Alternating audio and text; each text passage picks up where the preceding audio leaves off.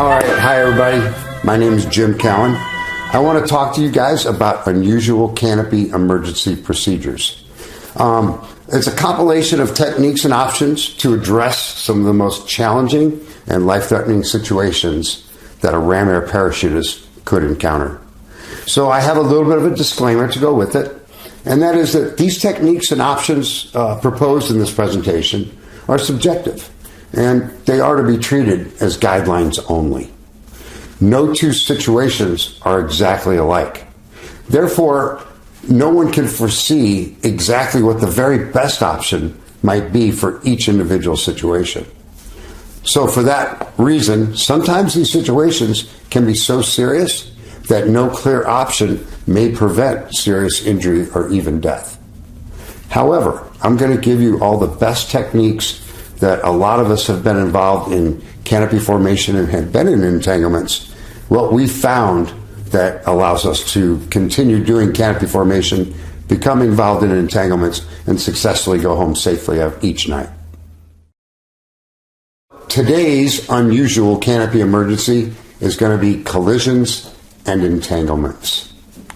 My sources for this brief is being a witness to over 45 years of ram air canopy accidents, including 23 fatalities, 8 from low cutaways, and 2 from collision where they reached the ground before anything could happen.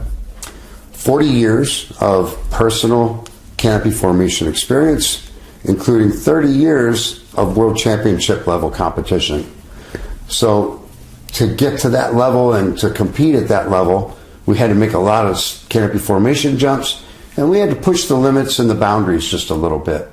However, we did it in a very controlled environment with a very controlled group of guys, both in a 4-way team environment and an 8-man team environment. So over the 25 to 30 years of doing this, I've been involved in literally hundreds of entanglements, and I've actually climbed out of over 300 of them. Now, out of the rest, I've been about 140 times where someone else had to cut away, and I've personally had to cut away 15 times from some form of canopy entanglement. Fortunately for us, we were always doing this at higher altitudes where we had time and altitude to deal with any kind of crazy stuff that's going on. So, but we figured out ways to do it that were appropriate and ways to do it that probably didn't work out so good. So we're going to go ahead and share those with everybody. My background, a lot of people would like to know, if you're a guy going to tell us about this stuff, how'd you get there? Well, I was raised by a family of skydivers back in St. Louis, Missouri. My parents and uncles were instructors, riggers since the 60s. I started parachuting parachutes at my parents' drop zone when I was 10. I worked there till I was 16. Started skydiving at 16 at their drop zone. I learned to hang glide a year before that when I was 15. My uncle had a hang gliding school. And then I worked at a flight school and sold powered aircraft at 17. And then became a jump master and started doing instructional jumps at 18. Also got to jump into my first Cardinals baseball game when I was 18. All right, so I got a little over 24,000 jumps to date, which is not a lot for how long I've been jumping, but I was not a professional jumper until the early 90s.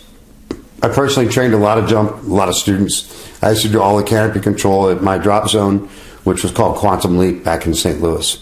My brother and I opened the drop zone, and we were on skydiving teams together and all of that. Then in 2003, I sold out to him, and I moved out to San Diego and started working for the Navy. Worked at the Navy Free Fall School as a rigger and an instructor. And then I got a temporary job being the safety officer for the Navy parachute team, which is a canopy formation team that also does canopy formation into stadiums for the Navy. I did have the opportunity to work for Complete Parachute Solutions for almost a decade, and we opened the Complete Parachute Solutions Tactical Training Facility out in Arizona. My USPA background, I'm currently a USPA Safety and Training Advisor in the Arizona area. I'm a tandem and static line and AFF instructor. I did have instructor examiner ratings in static line and tandem for over a decade, but I let those lapse just because I wasn't training enough people. But I also was able to represent the United States at the World Championships on 9 different occasions every other year over several decades. And I was able to have some really good success with my team, Quantum Leap. I got 4 gold, 4 silver, and a bronze over those World Championships. And we also did really good at the Nationals and won like 25 gold medals doing 4-way rotation and 8-way speed.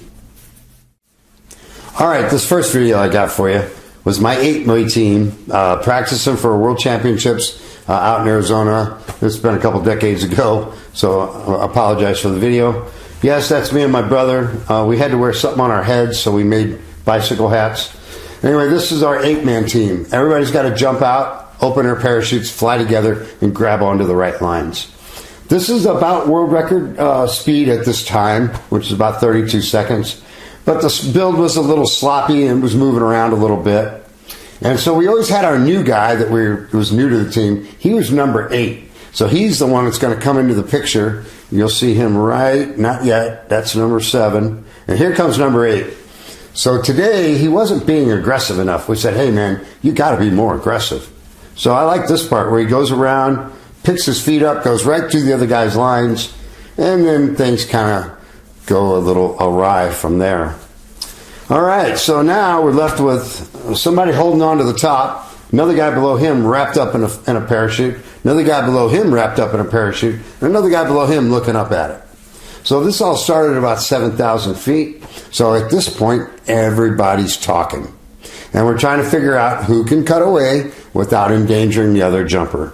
So we make the decision to drop off the bottom guy. He gets out. We drop off the next guy. He gets out. And then the guy second to the top, he is wrapped up. And he is not going to get out of these canopies. So he gets his head out, gets his arms out, gets control of his canopy, gathers up what fabric he can, and then came in and landed. We untangled him out of the canopies, checked for damage, didn't have any damage, repacked the 2 reserves that got opened up, and we were back on the airplane an hour and 45 minutes later. Because we just knew how to do it, and we knew what to do when things went awry. We knew what we should do and what we shouldn't do. These subjects are often avoided or minimally addressed because they're rare and infinite variables. The options and correct actions can be complicated and difficult to identify and or discuss. Too much information can cause a jumper to become paralyzed with indecision, and then by that paralyzed action, not take any action and ride a situation to the ground in some cases. Very few instructors or jumpers that you jump with have any personal experience with this because it's rare, fortunately. So they can't tell you what they did when it happened to them. The ones that are around that can tell you about it, definitely take their advice.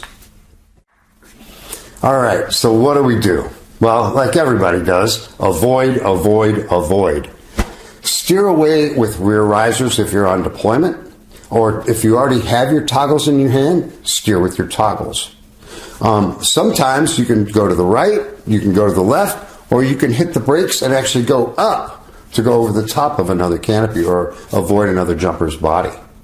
And ultimately, what we're trying to avoid is the other jumper's body. Hit the lines, hit the fabric, hit anything but the other jumper. Because 2 canopies coming together at 50 to 60 with little canopies up to 70 mile per hour closing speeds, if the 2 bodies hit, typically it's fatal for both jumpers. Or it can be, life changing. So avoid body-to-body contact at all costs. Hit the lines, hit the fabric. Also, if you're coming head on, the international rule is to turn to the right. If both jumpers turn to the right, then we typically avoid the collision. However, most collisions don't happen from head on. Collisions happen where someone's turning and someone's not. So sometimes it's better to turn left to avoid the collision than to turn right. Or sometimes it's better to hit the brakes and go into the lines rather than go straight into the body. Those are the kinds of things that we're trying to avoid.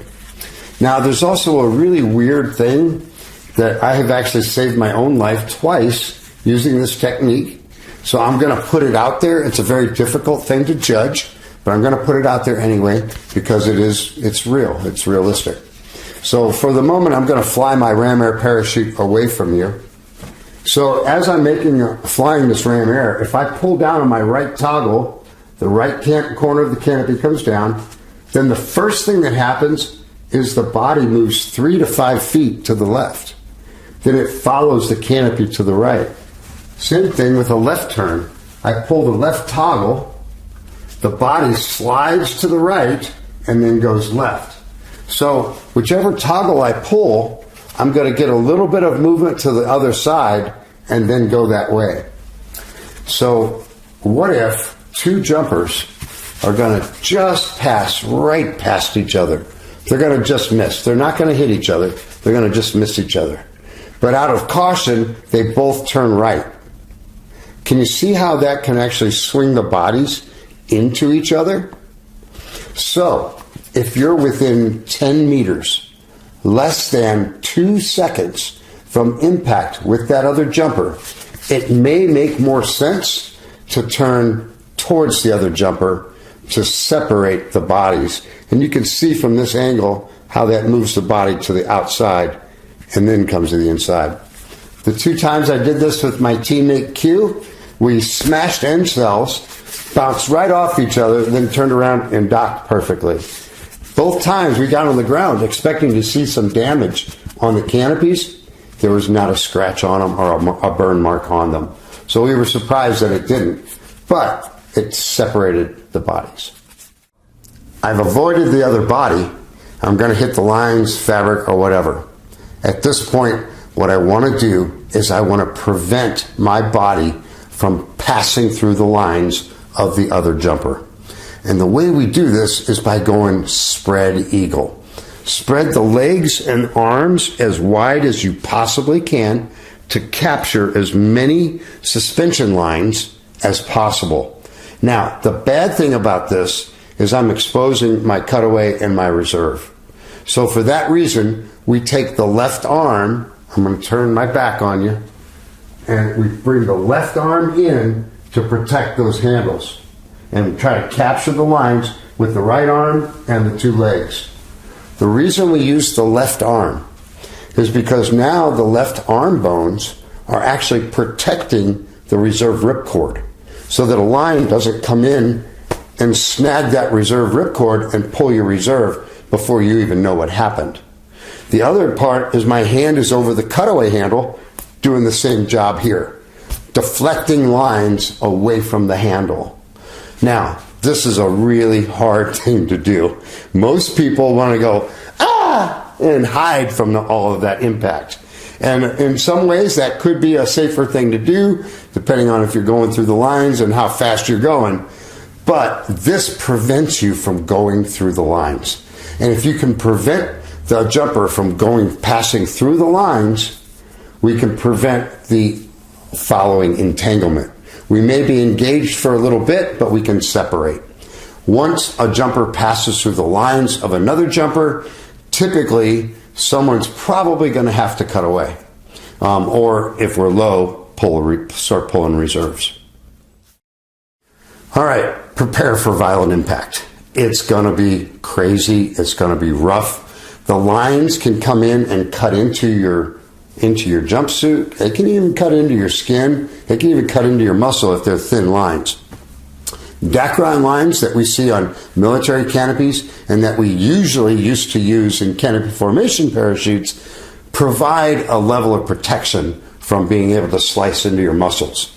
Now, with the super thin lines we have on sport canopies, not only can they cut into the muscle and deglove an arm, but they can actually do some pretty serious damage to other parts too.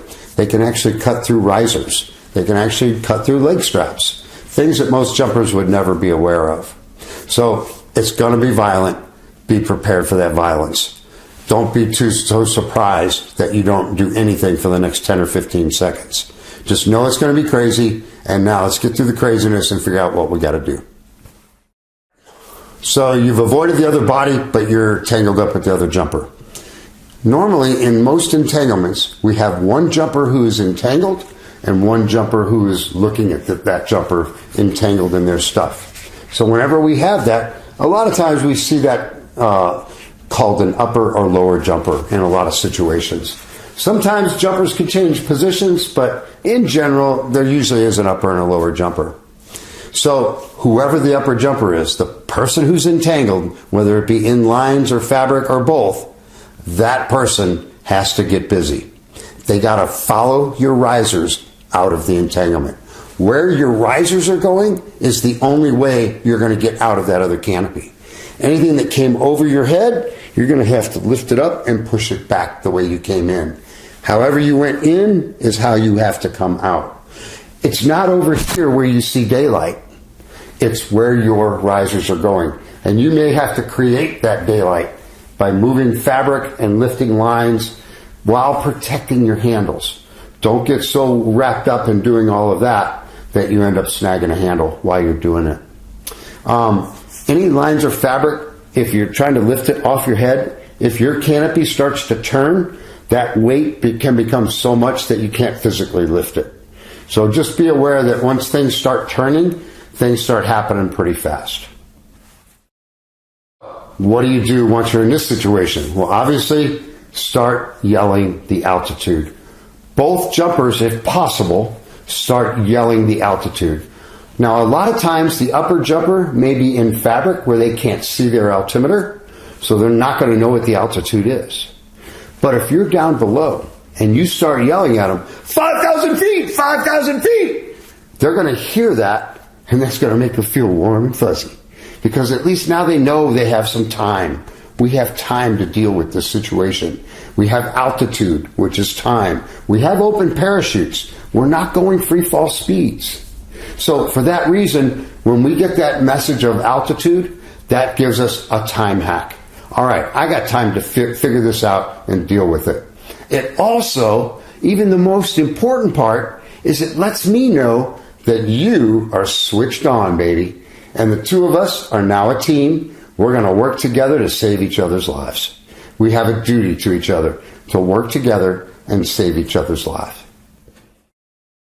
All right, the other thing we want to do is when we're in this situation, what we have found over many years of making mistakes was we want to use positive commands only.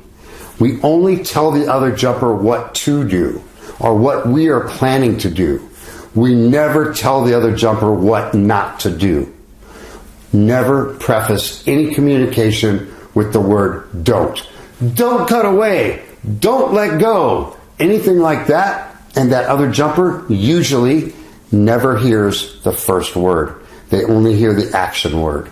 And we've had this happen so many times in entanglements where jumpers told someone not to do something and then they went right ahead and did it.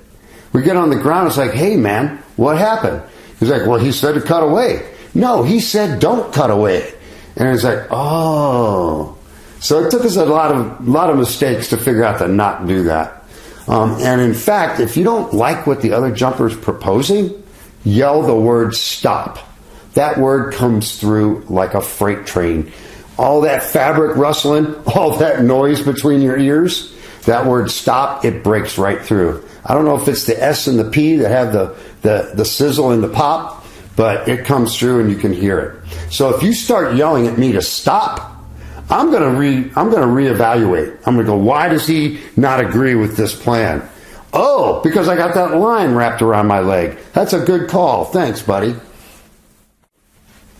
All right, the word cutaway. What we're trying to do is we're trying to get everyone on Earth who uses ram air parachutes to use the word cutaway in an entanglement as a command only. That way, if anytime I'm in an entanglement with someone and they start yelling the word cutaway, I know that their intent is for me to cut away, not that they're going to cut away. So if you intend to be the first to cut away in a situation, or be the only one to cut away in a situation, then you need to use everything but the word cutaway. That's where we came up with, bye-bye, see you later, I'm out of here, see ya, sucker. And so once we started using that phraseology, the right guy started cutting away every time. And so it kind of became a little bit of a filter through our community to be very careful. Now, we also, in the sport world and in the CF world, we end up having multiple people in an entanglement. So in that case, we put the first name in front of the word cutaway. Brian, cut away! So that they know exactly who we are hoping is going to be the first one to cut away in that situation. To make an infinite number of variables a little bit more digestible, I've broken it down into 3 categories. We've got in the fabric, in the lines, or neither in fabric or lines. So each one has a slightly different set of options that we can use. It's kind of tough to memorize all of that, so I'm going to make it as simple as I possibly can. All right, so the most common situation is what we would call in the fabric, where the upper jumper is entangled in the fabric of lower jumper's canopy. The good news about an in the fabric entanglement is that the jumper from the jumper's head up is typically clear. So most of the time, with an in the fabric entanglement, most of the time we have a good canopy on top that's flying in some type of controlled flight, which makes things simpler and easier to deal with and much easier to climb out if they have to.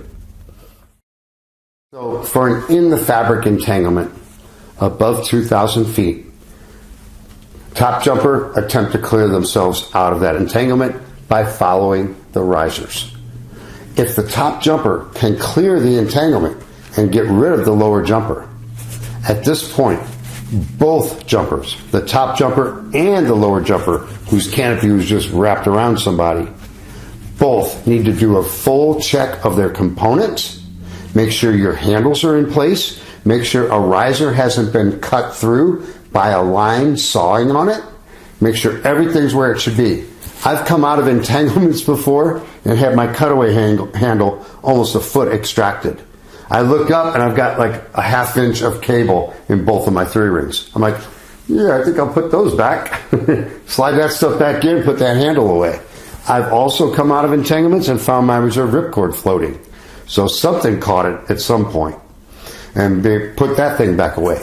But the most important one is to do a really good canopy control check.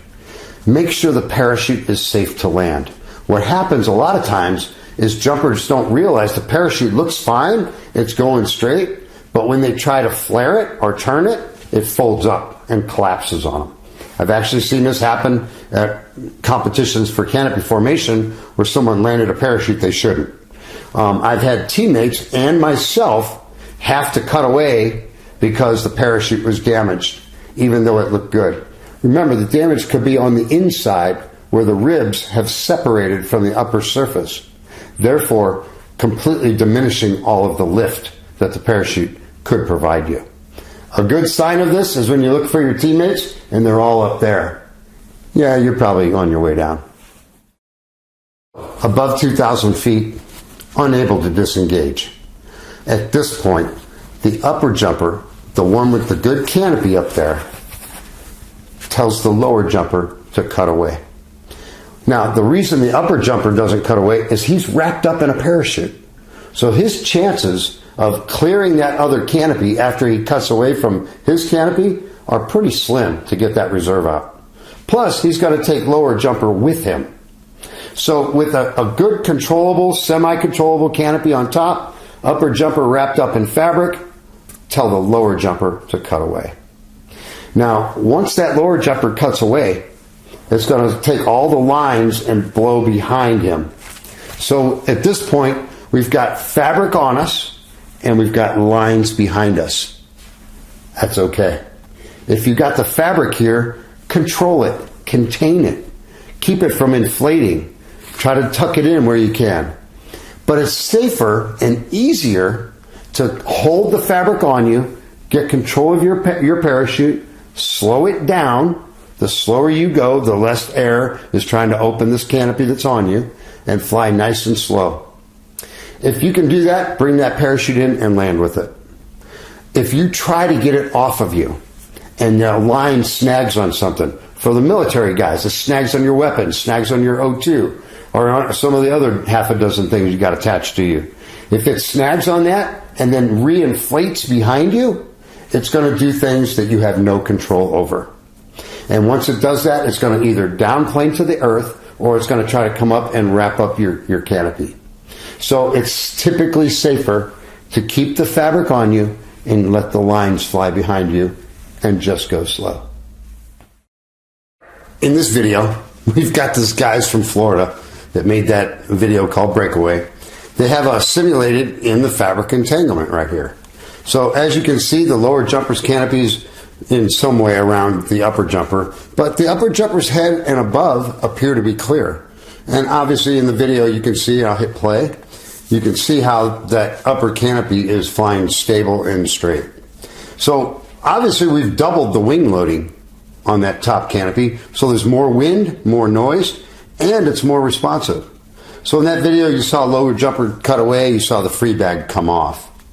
Here's what it looks like from below. No twisting, just talk to that other jumper.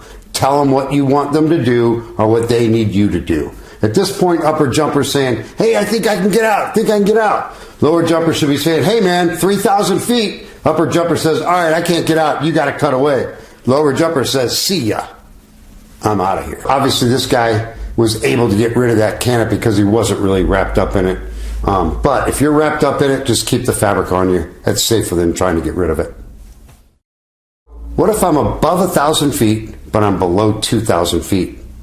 So a lot of military groups have the option that they can land two jumpers on one canopy, or the lower jumper can cut away.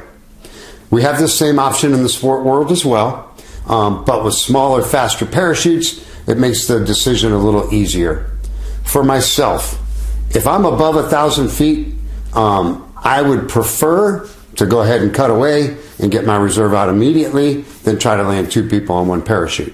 However, it depends on the situation.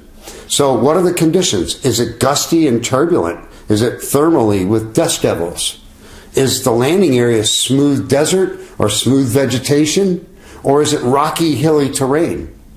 And what level of control does the upper jumper have? Is he physically holding on to me and saving my life? In which case, he has no control of slowing his main parachute down. He can control its direction by using harness, and he can do that, but he can't really slow it down. So that's going to be a pretty rough landing for both of us. But if I'm hung on that jumper and he can actually slow his parachute down to at least half brakes and land both of us, then that might be an option for us to stay together. That option is going to come up again in some of the other entanglement scenarios that we're going to talk about. The biggest thing is, though, if you're that lower jumper, especially for the military guys, if you've got extra weight, get rid of it if you know you're going to have to land with that dude. If you've got a ruck or whatever you can get rid of, and it's not mission critical for that particular jump, go ahead and get rid of it. I think the other thing is, if I have that option, I'm probably going to get a little bit of input from the other person as well. And if that other person up there cannot see where they're going and you have to land with them because they're covered in fabric, you might want to give them a little guidance on where to turn or to lean to avoid maybe some hard objects on the ground. So what if we're below 1,000 feet with a controllable upper canopy? Once we reach 1,000 feet above the surface, cutaway is no longer an option. Most jumpers that cut away under 1,000 feet don't make it. Some do, but most do not. So in this situation, if that upper canopy is in control and we're landing in somewhere in a safe area, I would not pull my reserve. I would just stay with you and land with you. Because once that lower jumper pulls his reserve, or if upper jumper does as well, things are going to get crazy in the beginning. Because parachutes are going to inflate and go different directions. So if I don't have to make it crazy and it's a very controlled descent to the ground, I might just stick with you. I may not pull my reserve for a controlled situation. All right, so what if we're below 1,000 feet and the upper canopy is out of control?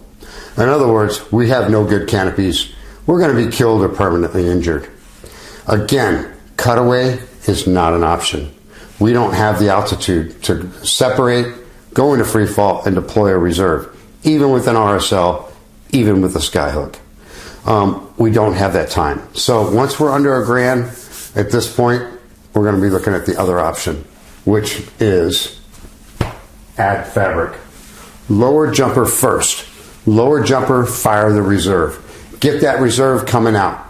It only takes a few hundred feet for that reserve to come out and start inflating. And if that reserve does inflate, it may catch the whole entanglement and now have both jumpers under one reserve.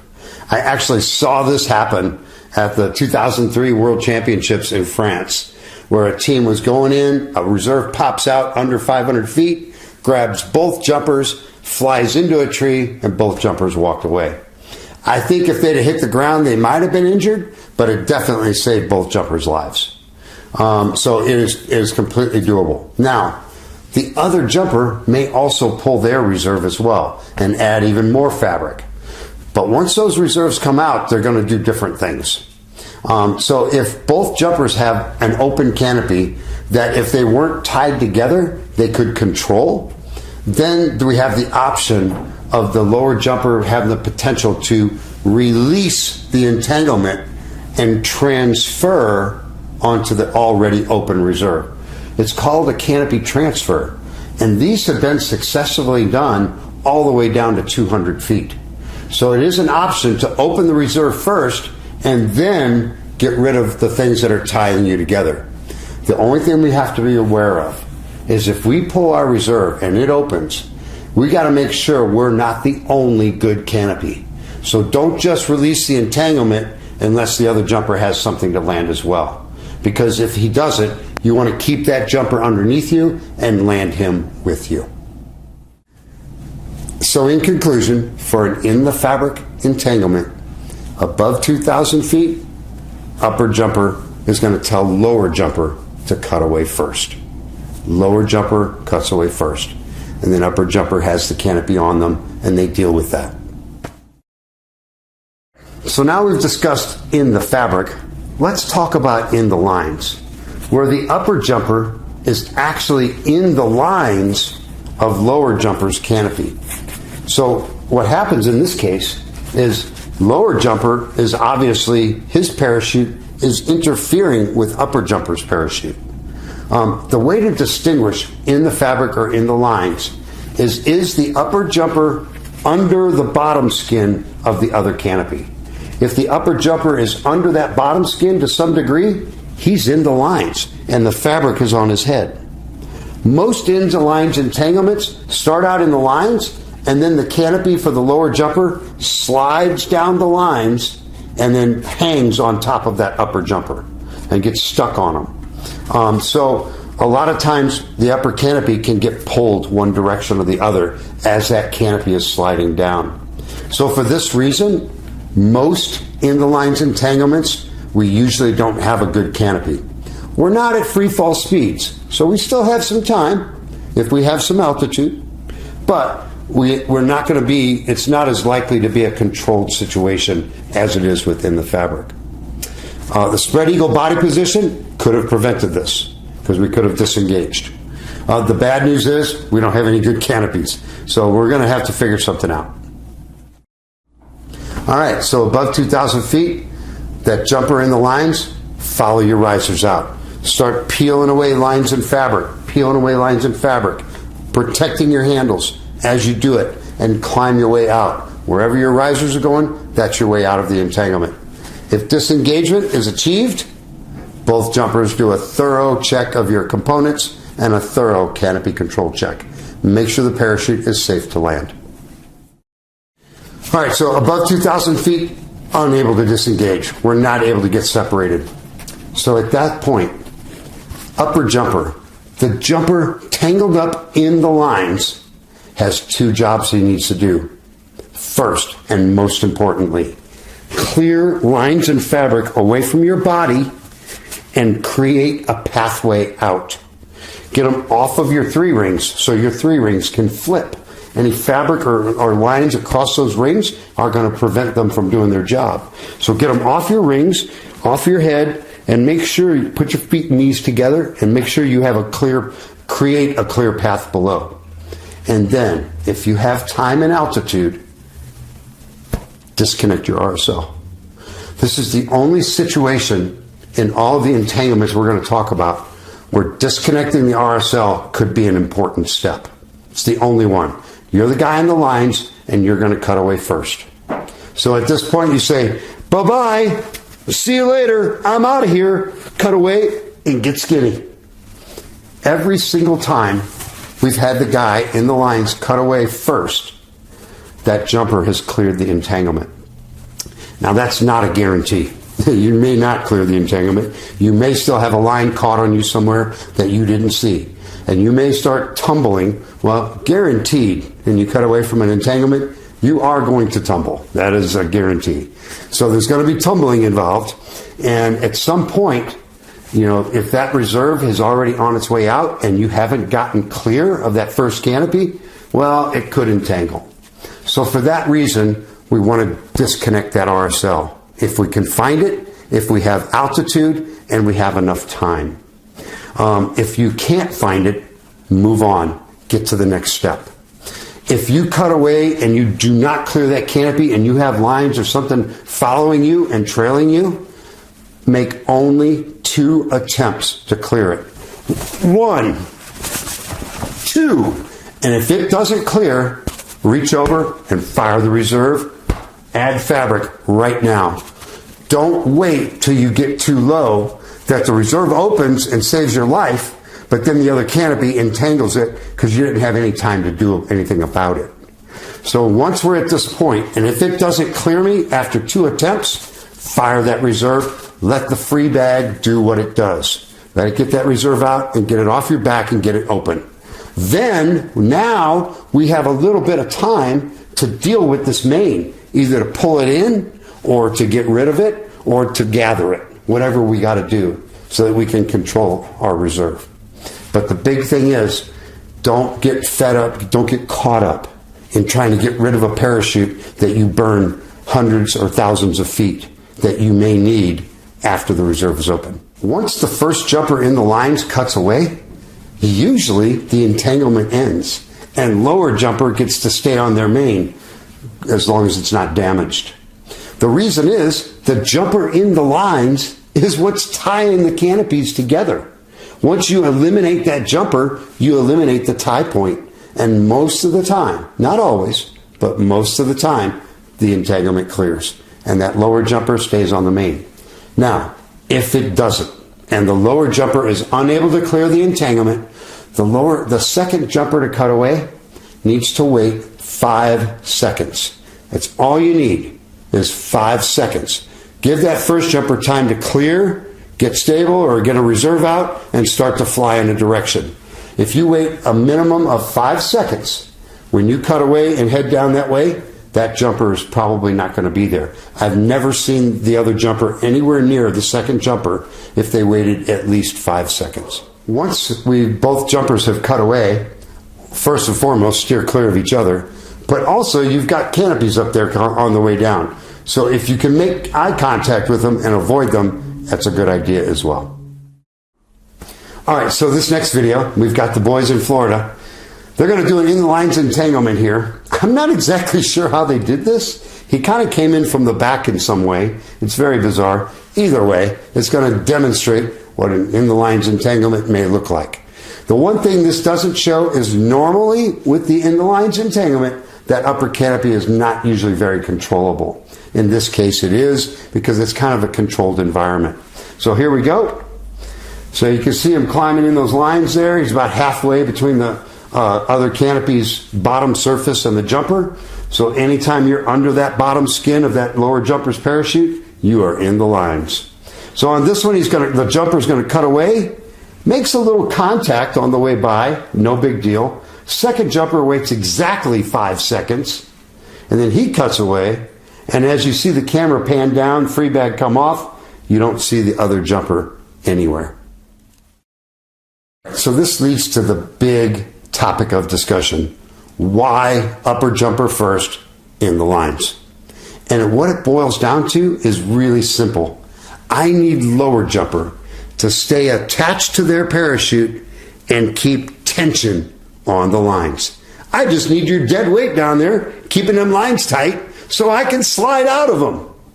And when we started doing this on our canopy formation team, we never had anyone ever get stuck in the lines or have to fight their way out of the lines to get a reserve out.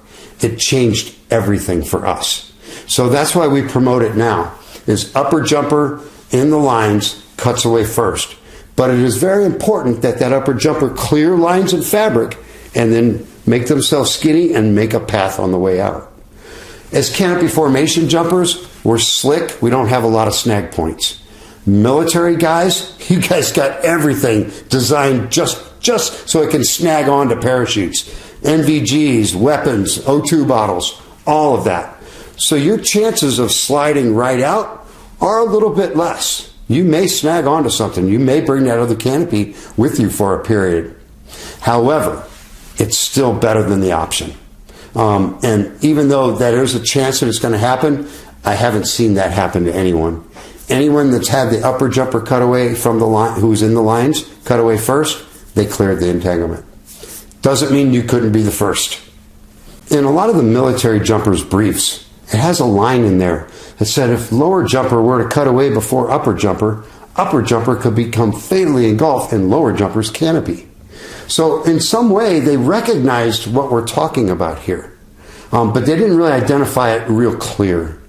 And that means it's not really an in the fabric entanglement, it's for the in the lines entanglement. It doesn't really apply to in the fabric.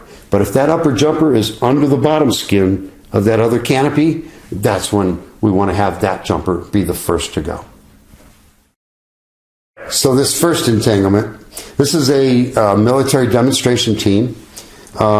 They're teaching a new guy how to do a little canopy formation. He's going to come down through the cameraman's canopy into the lines and get entangled in the lines. Two things that could have prevented this is if that upper jumper, as he started coming into that canopy, if he would have stiff-legged that bottom canopy and hit his brakes, he would have went right back out and probably wouldn't have come down into the lines. But he's inexperienced with this, so he didn't know that. But what happens is when you stiff-leg that canopy, you deform the airfoil on that parachute, and it immediately loses lift and drops.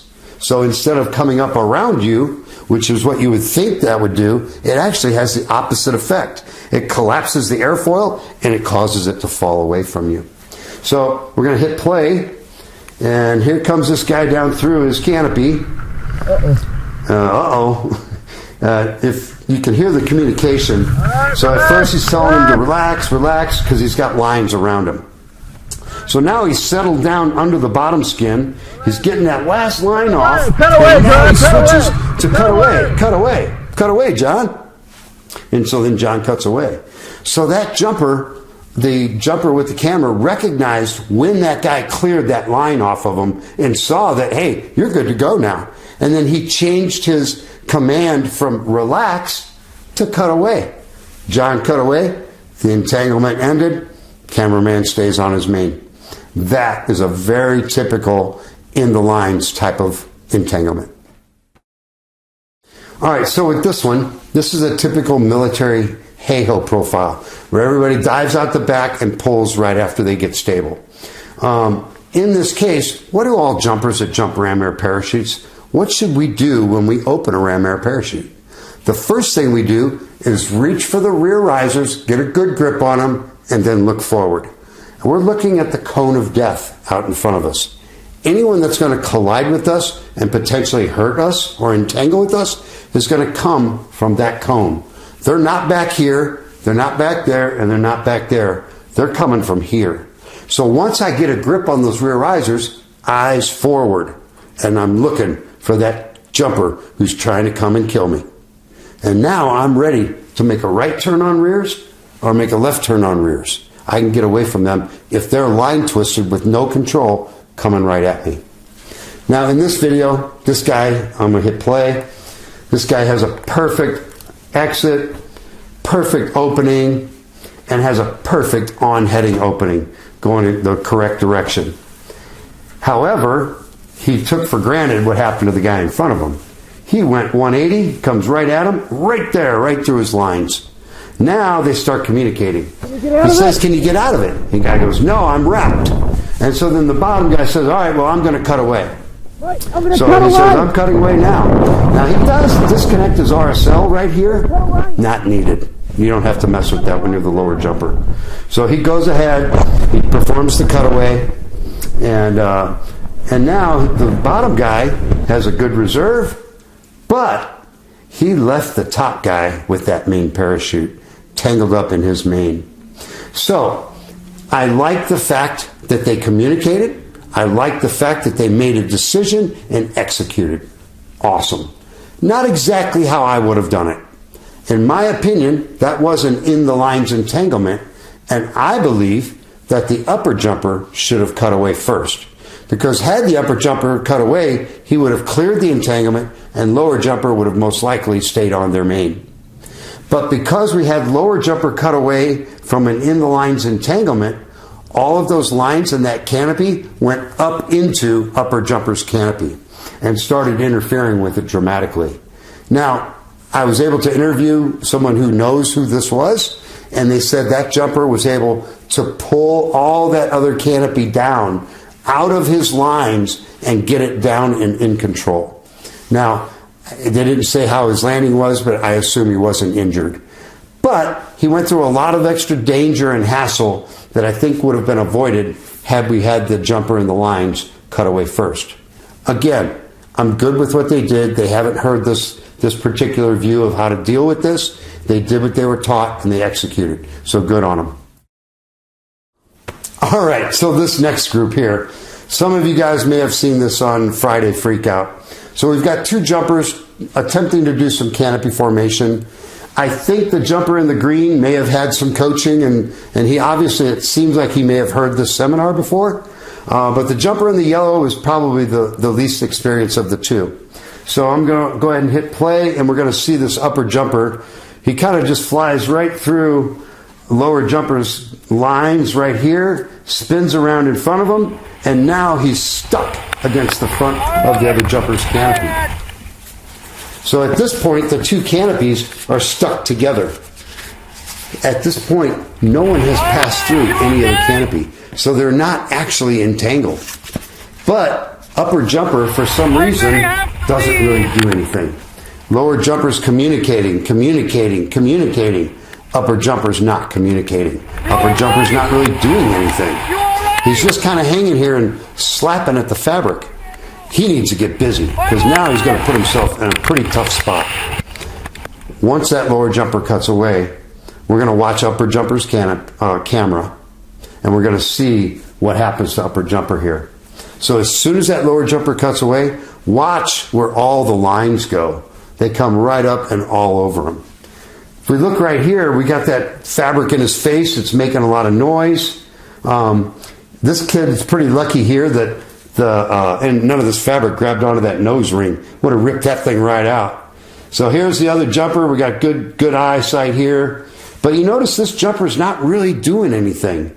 He's just like, most of the time he's got one hand holding the riser while the other hand just kind of slaps at the fabric. That's not how you do it. You get busy. Start moving fabric. Start lifting things away. Protecting your handles.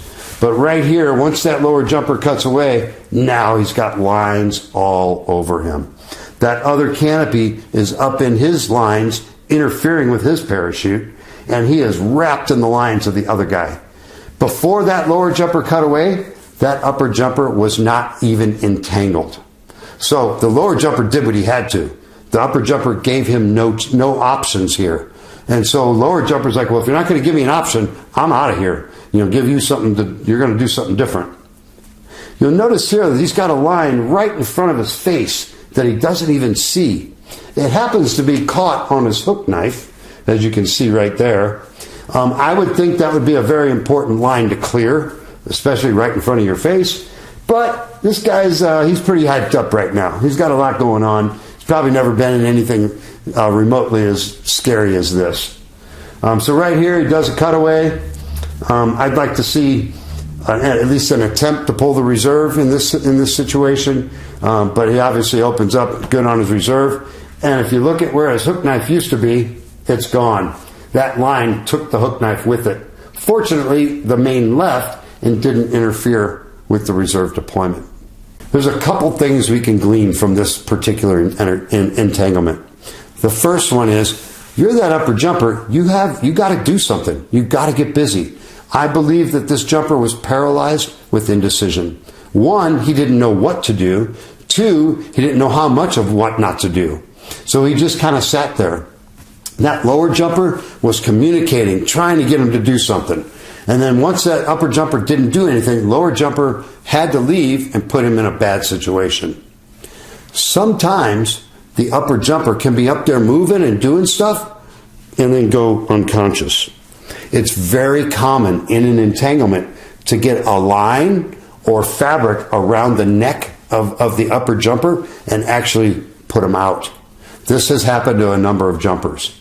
So if that upper jumper is moving and communicating, or at least conscious, and then you see him go limp, the only way you can get that jumper to wake back up and potentially save his life, or maybe yours as well, is to cut away or open your reserve and release it. You've got to get the tension off of their neck so that they can wake up and do something. Now, they're going to wake up to a nightmare, but at least they'll wake up. All right, so with this video here, it's pretty interesting. These guys were trying to build a military stack. They got going towards each other, and instead of turning left potentially, the jumper turns right and goes right through the lines of the other jumper. So I'll hit play. Here we go. He turns right, goes through the lines, out the other side. Then the lower jumper's canopy comes down on his head and releases his right riser. The upper jumper has already disconnected RSL and cuts away right there. You see him go tumbling out. The other jumper waits 5 seconds, determines that, hey, I can't land this, so he cuts away right there. And you can see the second jumper still had his RSL hooked up. So in this case, we asked I was actually witnessed this, we asked the first jumper, so why did you turn right instead of left? He's like, well, in jump school, they told us that if you're going to have a collision with another jumper, you always turn right. I'm like, awesome, you followed your training perfectly. Now let's add some additional training. You can go left. You can go up. Going back to this option between 1,000 and 2,000, a lot of military groups use that. So for an in-the-lines entanglement, it is possible that this would be a controlled situation, that two jumpers could land under one canopy. I'm actually going to show you a video in just a few minutes where that would be possible. However, it goes back to, what is the situation? What are the conditions of the wind and the air? What are the conditions of the landing area? And how much control does that upper jumper have? Does he have any control? If I had the option, if I'm above 1,000, I'm going to go ahead and cut away and use my reserve if I have that option. But there may be a reason why you have to stick with that other jumper. So now let's get to the part where we can't pull the cutaway handle anymore. We're below 1,000 feet, but the upper canopy is controllable. And we could land 2 people on that upper canopy. For the military, these are usually pretty big parachutes, so we have a lot of margin there. For a sport world, if that guy's on a Valkyrie 79, this is going to be a tough one, you know. But if he's on a Sabre 190 or a 230 or something like that, well, that's absolutely big enough for 2 people to land under and walk away potentially, depending on what the surface is like. Again, we're below 1,000 feet. That upper canopy is controllable. Lower jumper yells to upper jumper, hold me, hold me, hold me. Remember, we don't say to not let go. We tell them what we want them to do. Positive command, hold me. At this point, you may tell that upper jumper which way to turn. If he's covered in fabric, he may not see the truck that he's flying straight towards. So you may tell him, hey man, little left, I don't want to hit a truck. And that upper canopy can actually just lean with the harness.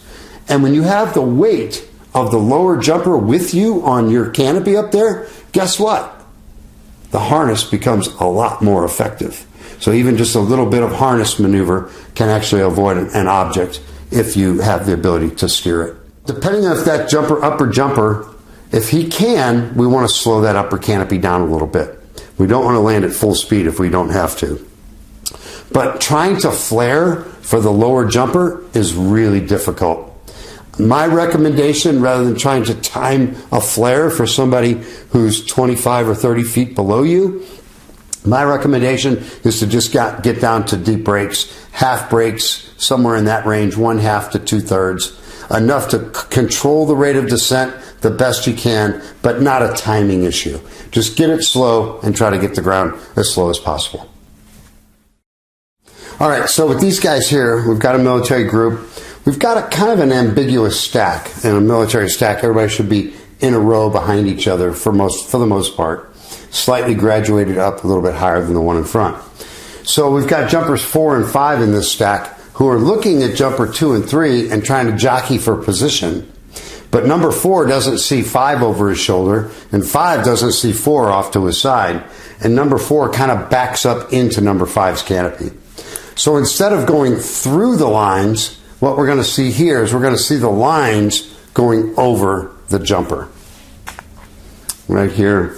So number 4 is backing up. He's in a little bit of brakes right here. And then he touches that one, and then here it comes right over top of him. So he goes all the way around. He goes out the other side. Then the canopy comes down on his head and starts pulling him down. So it's going to switch to slow-mo. Look in the upper right-hand corner. And you can see they never saw each other. So at this point, right about here, if the upper jumper could grab that other jumper's fabric and pull it towards him, it would collapse the airfoil and make it fall away. But once that canopy gets out in front of that other jumper, it's going to go the rest of the way. You're not going to stop it. So he didn't know that. You'd have to be a canopy formation person to know that. So right here, you can see how it starts to really jerk down on him, and the lower jumper kind of bounced up a little bit. And then it settles down on top of the upper jumper. So we're going to switch to the ground camera here. And as soon as it switches to the ground camera, you'll see they're at about 3. This happened at 3,000 feet. So the entanglement happened. They're at 3 grand, and now these two jumpers are communicating and trying to decide what to do. But one of the things I want to point out here is look how stable and in control that canopy is. If I was in that configuration below 1,000 feet, I would land with that jumper. I wouldn't pull my reserve because this is a very stable. Here's the cutaway from the jumper up top. The guy in the lines cuts away, the entanglement ends, and both jumpers land safely on the canopy. Lower jumper lands on his main, upper jumper lands on his reserve, and no canopies interfering with one or the other. So if we're below 1,000 feet and that upper canopy is not controllable, either it's stalling or it's starting to spin, well, at that point, we're under 1,000 feet with no good canopies. So the first thing we got to do, lower jumper first, add fabric. Add fabric. Fire that reserve from that lower jumper. The reason it's more important for lower jumper to do it first is he's down in the clean air. He's down where that reserve is going to come out and start inflating immediately. Especially if there's any form of rotation going on, he has much higher airspeed out there. So that reserve can get out, get open, and even below 600, 700 feet, that reserve could open up, grab both jumpers, catch both of us, and then now we both could land safely under that one reserve parachute. Now, the other jumper may fire his reserve as well. And now we got 2 reserves out. Typically, if we have 2 reserves out, they're not going to be going the same direction. Now, if they were going the same direction, we could just fly parallel and land next to each other. But most likely, they're going to go away from each other, and then they're going to downplane. And once they begin to downplane, it would be very difficult for us to coordinate to go to the same direction to make it stop downplaning. So that's the part where the jumper that lower jumper can release the entanglement. And then they both can separate and land safely under those open reserves. But again, I want to remind you, you have a duty to that other jumper to make sure you're not the only good canopy. Because if that other jumper doesn't have a good main or a good reserve that comes out, you need to catch them and bring them down with you and save their life. Obviously, this is a duty to other jumpers that we all need to carry. All right, we've talked about in the fabric, we've talked about in the lines, where one jumper can definitely influence what happens to the other jumper if they cut away. Let's talk about the situation where we won't be influencing each other. And that is, one of us has passed through the lines of the other jumper, and now the parachutes are tied together, but the jumpers are separate. So there's no one up in the fabric or up in the lines to be able to climb out of the entanglement. Now, there's a small possibility you could try to steer your canopy out of that, and it may come out. I doubt it, but it's possible. If that were to happen, obviously do a good canopy control check and see what you can do. But most likely that's not going to happen. So if we get to that point, the only thing I can say is the spread eagle body position may have prevented this. All right, so if you're above 2,000 feet, attempt to clear the entanglement by trying to steer your canopy out of the other canopy. I doubt that that's going to be successful, but there's a possibility. If disengagement is achieved, again, we must do a good, thorough canopy control check and check of all of our components. If we're above 2,000 feet, unable to disengage, either jumper can yell to the other jumper, cut away.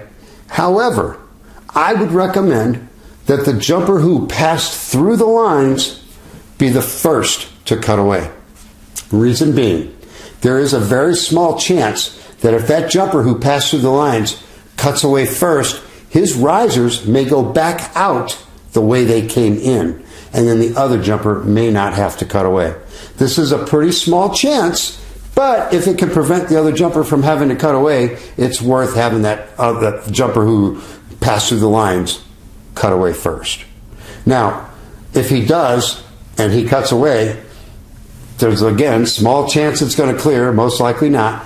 The second jumper, if he's going to cut away as well, needs to wait 5 seconds. So a little setup for this one. So we've got the cameraman. This is also a military demonstration team. We've got the cameraman, and if you look off to the right between his right risers over here, you can see the other jumper next to him. So he's teaching this other jumper basic canopy formation for him to come over and dock on him. So I'm going to hit play here, and he's going to call him over. Says, come on over, dock on me, bring it at me, bring it at me. So he brings it at him, right on the center cell, and then the cameraman goes right out the back. Yeah, that's a bad place to be, all right. So he tells the other guy to cut away, he cuts away, and then the cameraman cuts away. Pretty quick there, huh? All right. I like this part at the end here where he giggles. Yeah, that's the best part. There's a couple things that I would have liked to have seen done differently there. First and foremost, when that guy came and docked on him, the cameraman only had his feet a little more than shoulder width apart. If you've got a canopy coming up on you, either in the front or on the back, get those legs as wide as you can get them.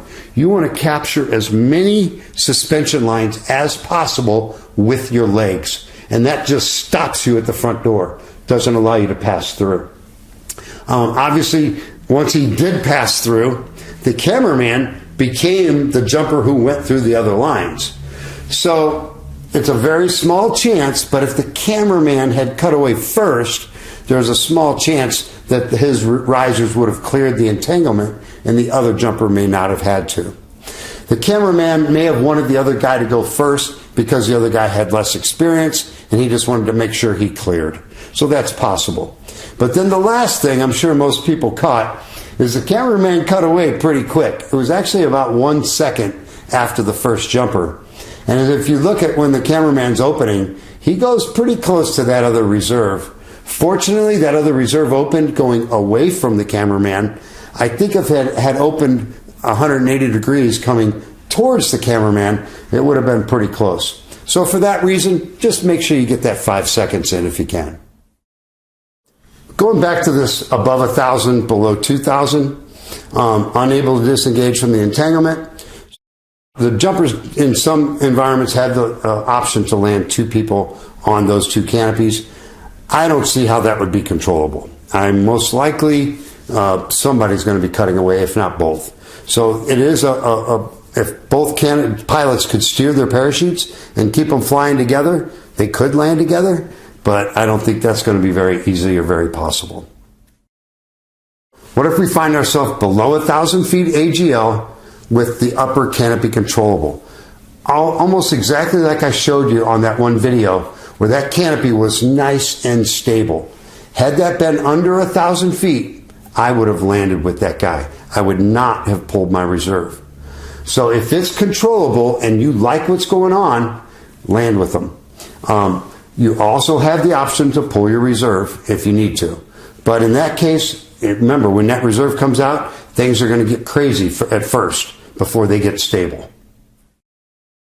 All right, so the most likely is going to be we're below 1,000 feet, we're uncontrollable. We don't have any controllable parachutes. Either or both jumpers at this point, add fabric. Add fabric.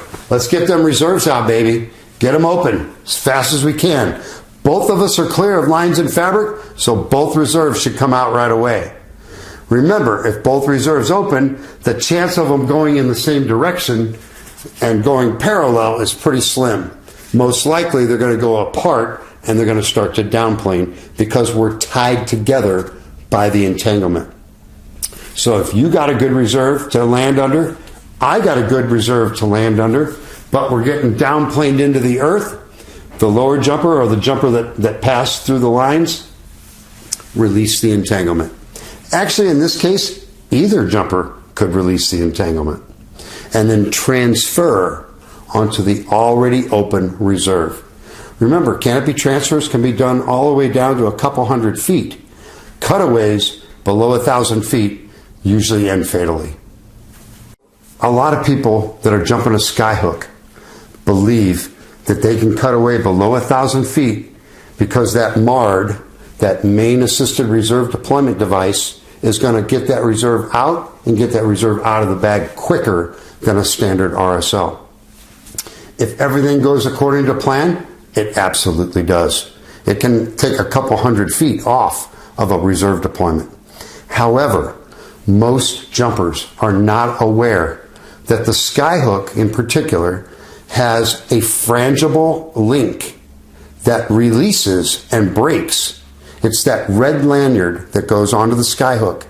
That red lanyard is designed to fail if the force pulling on the bridle exceeds 300 pounds. It breaks, lets go of the skyhook, and then it's a normal RSL deployment. So what you got to know is you're going to take a guess on whether you're going to exceed 300 pounds on the pull of that reserve bag. The reason that is part of the system is because of something called bag strip. What can happen is that reserve pilot chute, it jumps out of the container and then it stops and we keep going, or it takes off really fast depending on your perspective, and it gets a lot of speed before it picks up the bag. And because it's going so fast, when it picks up the bag, it can jerk the bag so hard that it can pull the bag right off the canopy and leave the reserve and all the suspension lines laying in the reserve container. It's called bag strip. And it is a real phenomenon. I've seen video of it happening.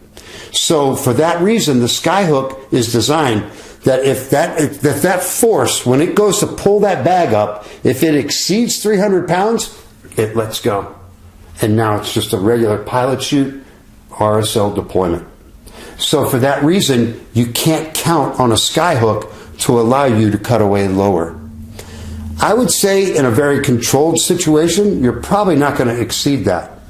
But I see sport jumpers all the time that if they have a spinning malfunction on something like a 90, a 100, 103, and they have a spinning malfunction, I know one guy that cut away 3 times and broke the red loop all 3 times. I've also seen a whole bunch of times where a military guy in a hard spin when they cut away, that heavy reserve, which is 20-something pounds, that force would exceed 300 pounds, and the red lanyard would fail.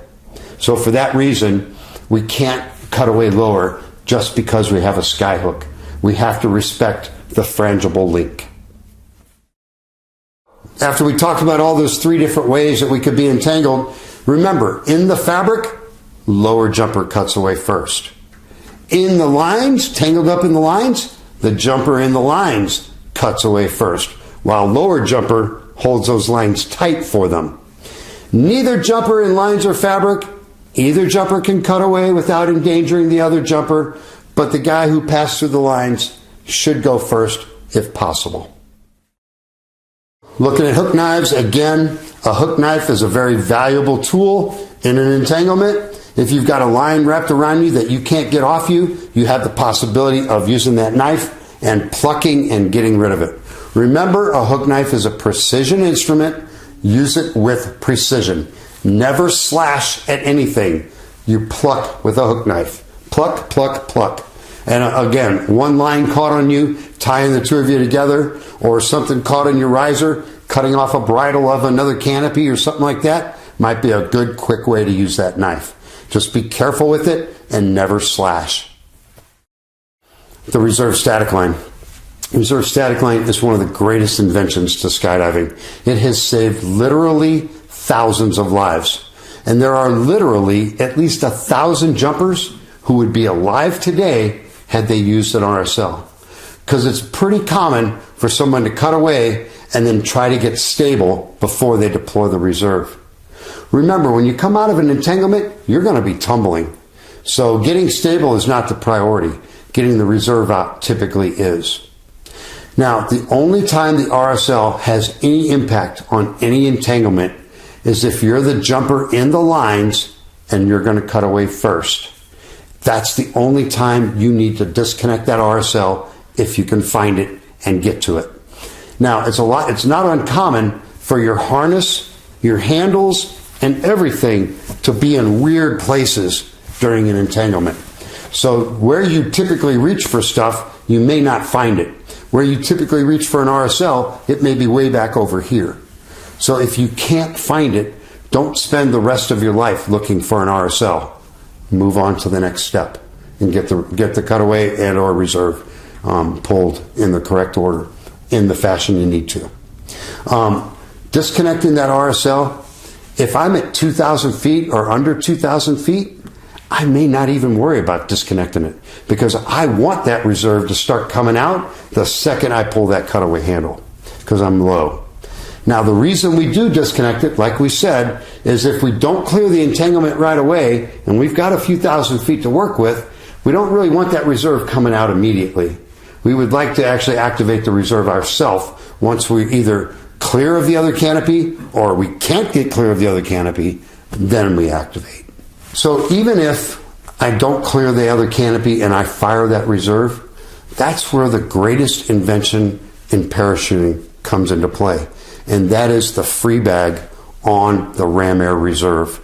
It allows a horseshoe malfunction to allow the reserve out of the bag. Even if the pilot chute gets caught up on the jumper, the bridle itself could deploy the reserve, but if the reserve gets to where it can get out of the bag, at least now the bag will not interfere with the reserve. Again, it saved my life once, and I know it saved countless others. So in review, what is the most important thing to prevent in a collision with another jumper piloting a ram air parachute?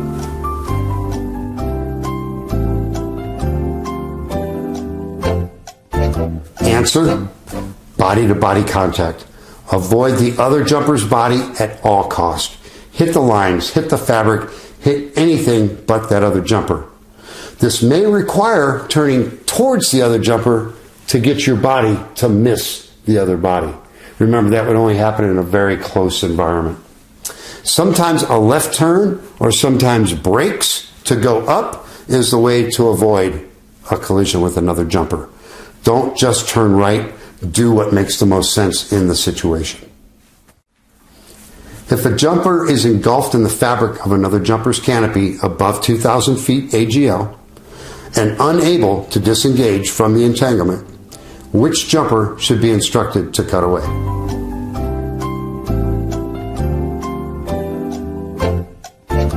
Answer: the lower jumper should be instructed to be cut away first. The upper jumper in the fabric should then clear his face and controls, get his toggles untangled, keep the fabric on him, and slow down. The slower you fly, the less that fabric is going to try to catch air. Remember, it's safer to keep the fabric on your body and the lines behind you than to try to get rid of that fabric and have a line snag on you and allow that parachute to inflate behind you. At that point, you can become a down plane, or that other canopy can come up and interfere with your parachute. Question: what word should a jumper avoid using in an entanglement, and what word should you use carefully in that situation?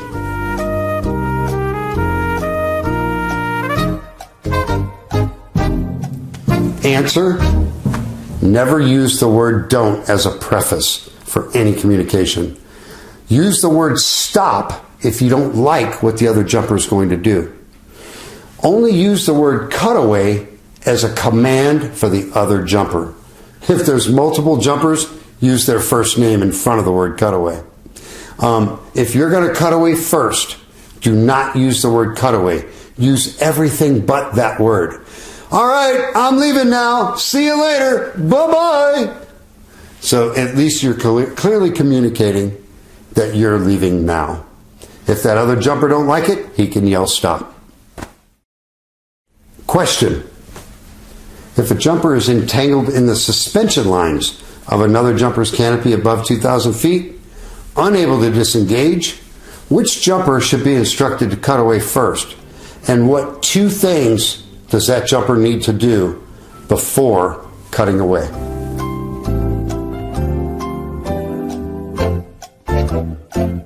Answer: the upper jumper in the lines should cut away first. But that jumper has those two things they need to do: clear lines in fabric and make a path out of there. Make sure your three rings are able to flip.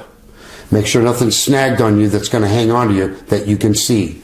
Once you got it cleared, disconnect RSL so the reserve doesn't come out immediately, and then cut away and get skinny. Slide out the bottom.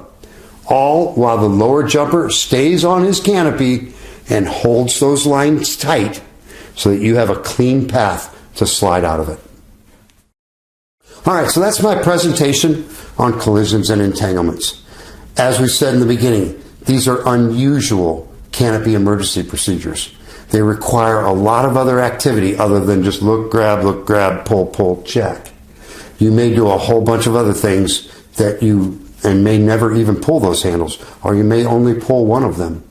So the whole point of that is, because it's unusual and because there's infinite number of variables, we may have to be very creative. Figure something out. Make something fly. Make something come together. Make something get out of something. Climb, get busy, but do something. You have the rest of your life to fix the problem. Keep working the problem. You ain't got anything else to be doing. If you have any questions about any of this material, or you'd like to discuss it, or if you have some material you'd like to send to us to look at, you can send it to gravitypowerflight@gmail.com, or you can call or text me at the number below.